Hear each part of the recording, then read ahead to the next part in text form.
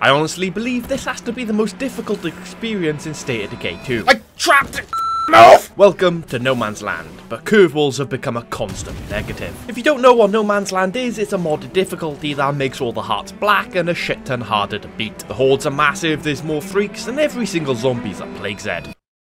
As I take over as Rose, a wandering horde approaches. So far, the pause menu is the only thing holding me back from almost certain disaster. Because unfortunately, when not in use, I keep my characters with no resources, including an ammo-less gun. So I charge outside and spark out a screamer before I can call anything too serious. But then we get our first negative curveball: strange mutations. But we can look at that once the horde has been dealt with. I managed to grab the last of my molly supply, some energy drinks, and a stack of pistol ammo out of the supply locker. But by the time I get back to the fight, the team has mostly cleaned it up, with the exception of a bloater, which Michaela weirdly takes a bullet for. Good to know she could potentially side with the undead. She's lucky her 5th skill is too useful to my cause. The strange mutation we get is one of the worst. Headless mutation, deal more damage while also being more resistant to melee attacks. Not fun. And even though we still have soft skins active, it's kind of been negated with the strange mutation overlap. I've also got an infested outpost, but before I can sort that out, I enact rationing as we are now rather low on food. I can then drive my way to the warehouse, and a quick headshot eliminates the threat. The neighbouring folks are demanding food. Again! Those sons of bitches! So it's time to come up with the craftiest of plans, especially as Heather of the Selective Scavengers once again wants to sell me her food. Honest to God, where's this woman getting her abundance of food from? But in order to get food from her, I'm gonna have to source some other resource to trade with, and I decide to stop in possibly the worst place imaginable, right next to a level 2 infestation. 2 ferals and a juggernaut is never a good combination by any stretch of the imagination. Okay, this is bad. Bad news immediately. Bad news immediately! Luckily I don't get stuck and can pop one of my 3 plague cures to sort us out. And after leading the ferals to a place not easily accessible by the big boy, I shoot the first in the face, and not too long later the second suffers the same fate. I then pop one of the 2 screamers and narrowly avoid the juggernaut's charge, just as another massive horde happens to be wandering past. Well, fuck. I head inside the infestation and drop a molly on a sleeping bloater to hopefully burn up the pursuers, but I'd say the flames eliminated less than 20% of the horde, so it's time to leg it. I enter the tavern across the road as we get our next negative curveball: out for blood. Sadly, I don't get to search for anything before the hordes catch up to me, and I'm forced to dip out the back door. Running across the street to draw away the hordes, I shoot the final screamer, eliminating the infestation, but I do get bit in the process. What a piss take. Using a car as a step, I climb onto the roof and throw myself off the other side, and immediately jump into the car to escape this hellhole. There's nothing here worth being munched on, but there is a fuel tanker just down the road, and I manage to grab a sack before a feral can remove my nutsack, although I do lose a door in the process. My favourite door as well. Okay, well that was the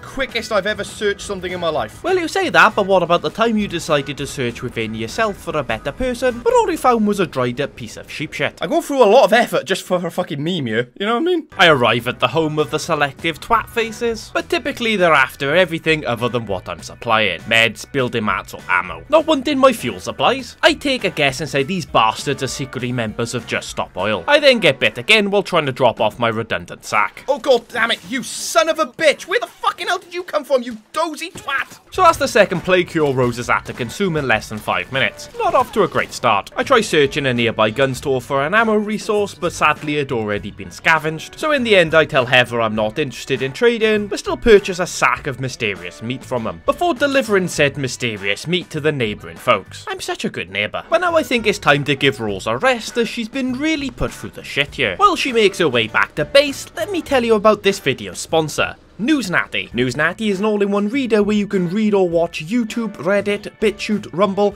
and many more all in one place, from any browser. Let's be honest, every feed these days has some kind of algorithm deciding what to show you. Newsnatty helps to filter out that noise. You watch one Zootopia parody on YouTube, and now all I'm getting recommended is furry content. Ignore the red bars. Well, with Newsnatty, you pick and choose the channels you want to view. You could say it's the news you choose.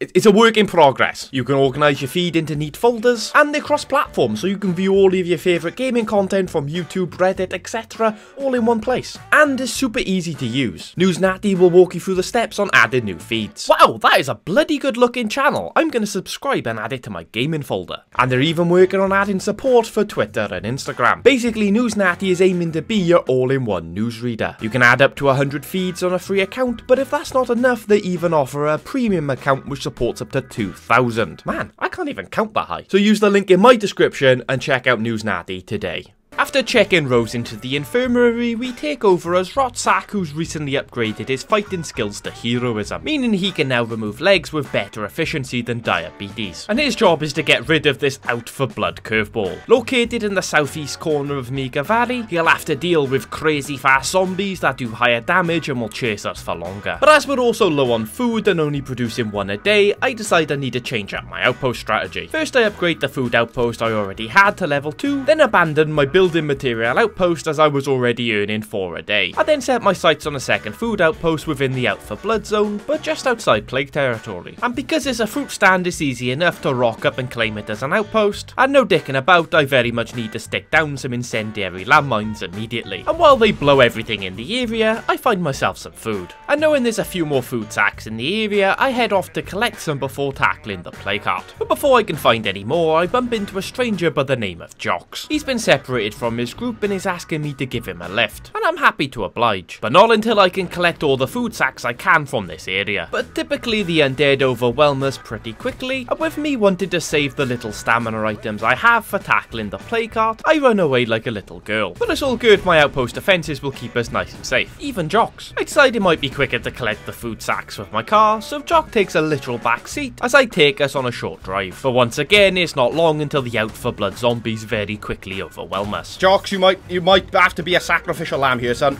I do apologise. With everything burning and Jocks being a great distraction, I'm able to loot the second fruit stand, then head across the road to the Tartan Mart. But I realise I've already searched this place and only find scraps in the final container. Luckily there's a valley wagon across the road. But first I deal with a crackhead, then save Jocks with my penultimate molly. Although it turns out to be a waste, as one burns up, 2 more simply takes its place. And it's fair to say I don't handle this very well. 5 seconds, game. That's all I want! So I'm forced to do something I never do in No Man's Land. Spray an unprotected suppressed load into as many faces as my gunslinging finger will allow. I can then finally collect my food supply, but then 4 crackheads arrive at the scene and I'm forced to completely abandon my new friend. Jocks is dead. R.I.P. Jocks, he didn't make it. None of my friends tend to make it out of these kind of situations. By getting into the passenger side of the car, I'm able to escape without any of the crackheads ripping us out. And the first thing I do is head to the safety of my outpost, baby. Can I get an R.I.P. for Jocks in the comment section, please, chat? Him being there almost certainly meant we made it out of there successfully. R.I.P. Jocks, they shall write songs about your heroic sacrifice.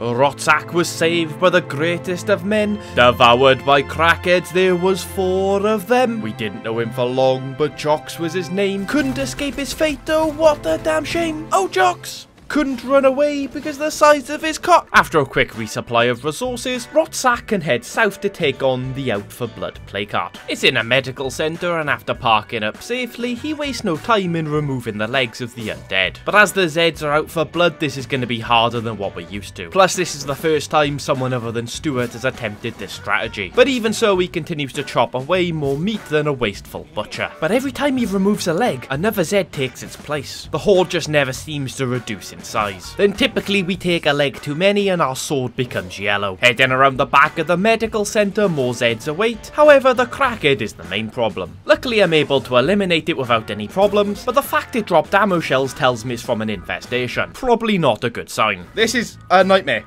in all honesty. And what makes things even worse, because they're out for blood, they tend to get a hit on me before I can remove a limb. So my plague bar is slowly but surely ticking up. But after slicing and dicing for a ridiculous amount of time, with only 1 energy drink left, I'm forced to fight the heart prematurely. Surprisingly, I only have to deal with 1 Zed wandering in, and otherwise we deal with the first phase completely uninterrupted, although it does take 14 full power swings. I then struggle to leave the premises. Throw yourself out the window, man! What the fuck is your problem? Although after watching the footage back, it didn't look like I struggled. Maybe the stress is just starting to get to me. Being very careful to manage my stamina, I do manage to remove even more legs of the undead. That is until... Oh, you bastards! It was a plan! It was a planned attack! You've seen that? They're revolving. You know what? He's on his own. Fuck it. What's the worst that he can do? So it's back to using both of my hands on this tough to beat sack of strange meat. Although progress is a lot slower as I've completely drained all of my stamina items. And unfortunately I don't get to complete the second phase before a horde bursts through the back door. And to make things even worse, there's another horde coming from the front. Honestly, this is not a good situation to be in. And after heading around the back, I realised the size of the issue at hand. Oh my god, look how many there are. What am I supposed to do about them? There's only one thing I can do. Run away like a little bitch. Although before I do, I decide to investigate the infestation across the road. If I can deal with the screamers, that might help reduce the hordes on my return. Oh god, nope, nope, nope, nope, bloater. Great. Oh god damn it. Gotta love an invisible bloater. What an absolute twat. I managed to take out the few chasing me with a molly, and thankfully that doesn't attract any more problems. And I even managed to take out the last screamer once the bloater cloud has subsided. Although we do take a smidge of damage on the pickup as I try to drive away. Gratefully, toolkits aren't really a problem now we have a mechanic. Luckily I've got an outpost nearby. It can act as a little rest bite. Look at them. Look at them, they're just constantly sprinting around. After whipping out the old spanner and topping up our pockets, Rotsack heads back in. Slightly risky as he did take major damage in that bloater cloud. But the lad has our last 2 bottles of scent block, I'm sure he's gonna be fine. I immediately pop some, and thanks to his die-hard veteran trait, we only take minimal plague infection. I then attempt to use bloater grenades and firecrackers, which I either fuck up the strat for, or the heart simply shrugs them off. I used 4 and it didn't seem to do anything. Then a ZC straight through my scent block. Bastard. What the fuck are you attacking me for? We're supposed to be on the same team. Look, I'm a scent block. I then realise I can't escape through the front due to a pop bloater, so I head back into the room with the heart, this time dropping a firecracker slightly further away. But it seems that was too far away to detonate the bloater cloud. And by the time I'm able to drop another, the cloud is already dispersed, leaving the entire experience a complete waste of time and resources. This is not going well. This is not going well. This has not been a championship performance here by Rotsack. But with the scent block, I should at least still be able to fight the heart safely. Although admittedly slowly, as I've once again used up all of my stamina items. Honest to God, I swear to God, if you run at me one more time, I'm scent blocked, you prick. I'm invisible. I trapped it. Fucking move! Gratefully, after whipping out my pistol, I get enough alone time to complete the second phase, although now I think it's time for Rotsack to get the bloody hell out of here. And thanks to the scent block and lack of bloaters, we're able to escape uninterrupted. And after getting back to our protected outpost, I check Rotsack into the infirmary and take over as Stuart. And with a bit of respite, I can check out the map and see we have 3 siege sites forming. Not good, but at least I'll be able to sort out one of them with my outpost defences. Stuart can load up her pockets, and notice how low we are on stimulants and meds. Yeah, we're in a bad way. And with only 5 food supplies remaining, I didn't want to craft any more energy drinks and potentially start starvation. We arrive back at the medical centre just as we get alerted to bandits heading to town. Then things go from bad to worse as I immediately get bit. No!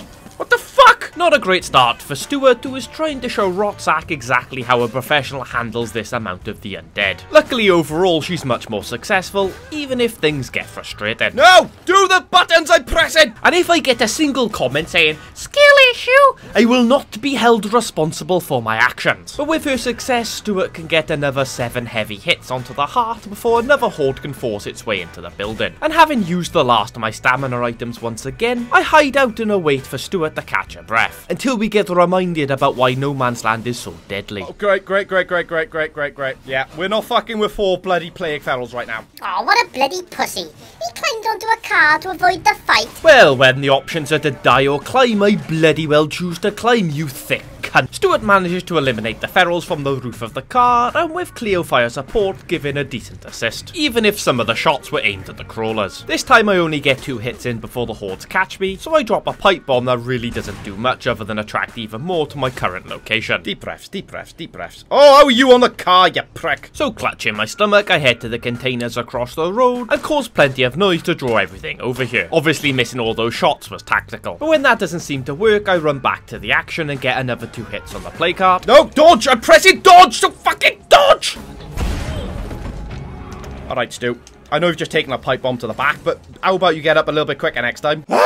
So I head back to the containers to make more noise, and this time I'm able to get 5 or 6 hits in before the hordes catch me, and I even manage to shake off a direct hit from my own pipe bomb. Stuart is just built different. But I know the heart is close, I just need to remain patient. So for one last time I charge into the belly of the knobhead, and 2 more heavy swings ends the twat for good. Get fucked! Right, we're going. I'm not dealing with these twats any longer. Not even an attempt to loot. That's how you know shit is serious. Heading back to the safety of my landmines, I give in to peer pressure and use my food supply to craft more energy drinks. But the thing I can't afford to craft more of is meds. I use literally my last bandage to get up to full health, but with only 4 medical supplies remaining, I really can't afford to craft any more. Especially when I go through as many plague cures as I do. Then while driving back towards base, a survivor pops up needing my help. But having done my fair share of helping, I completely ignore him. Like I'm trying to end the blood plague, what more do you want from me, man? However, as I drive away, the mission still progresses naturally, and now I no longer need to fight the undead, so as I only need to talk to him, I pop a U-turn and head back. But if you're hoping for a happy ending, that's not likely to happen. You see, Chunder over here, most frat boy name imaginable by the way, Chunder wants to take down a plague cart, but I doubt he has the ability to do so, even if he has a little mate to assist him. Chunder and Vampire sounds like a teen drama that would get cancelled halfway through the first season. But with these guys backing me up, I'm confident we can take on the set of ransackers that have entered the town. But first we have a bit of tidying up to do, starting with shooting a screamer in the face to remove an infestation from my outpost, then shooting another screamer to clear a siege site, then again, and again. Now the infestations and siege sites are under control, we can go and take out the baddies, although we might have to leave Vampire behind with the horde. Oh wait, hang on, I think he's catching up.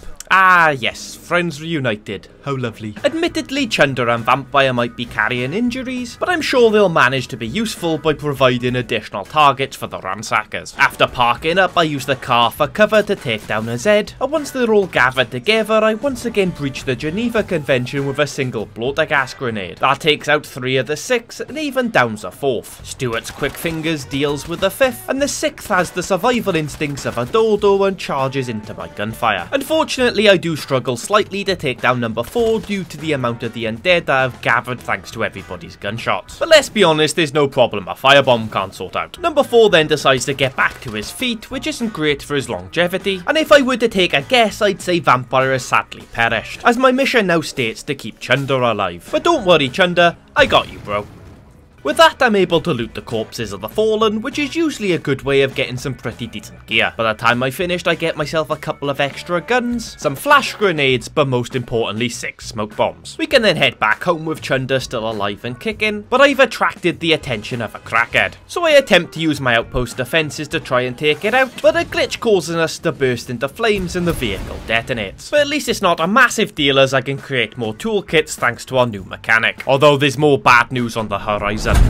Fueling the plague. Zombies explode when killed, there's a fuel shortage, and to make things worse, all the plague carts have an increased resistance to fire and explosives. Can't help but feel that might be my fault. To make things worse, its effect is taking up half the map. I need to get this sorted before things get out of control. I need to take down the plague cart causing the issue, but in order to sort the issue, I've got to talk to the highway riders to find out which plague cart is causing it. I also decide now would be a good time to use 2 of our 4 medical supplies on crafting painkillers. I was almost certainly going to take a hit on this mission, and I need to be able to make sure I could heal. Although weirdly, it seems Chunder doesn't want to get in the pickup, so Stuart has to make the 1500 meter drive solo. Being extra cautious with her driving when she enters the zone, hitting an explosive's edge here would very likely end in disaster. Unfortunately, the highway riders are basing outdoors at a fuel tank, even though there are plenty of better options within shitting distance. This does result in a few issues when I try to talk to her about the location of the plague cart causing fueling the plague. And to make things worse, she really doesn't help her situation by whipping out the gun at her earliest inconvenience. And because of all that noise, there's nothing I can do to get close enough to chat to her. So it's not too long until she succumbs to what I imagine is one of the worst deaths in human history. Flesh being ripped apart while burning, then finally exploding. Now there's no way of working out which heart is causing the problems, so I'm going to be stuck with fueling the plague for quite some time. But seeing as there's a heart right next door, I decide to test out whether they really are that much more fire resistant. Using fireworks to lure the undead and scent block to remain undetected, I give it a test.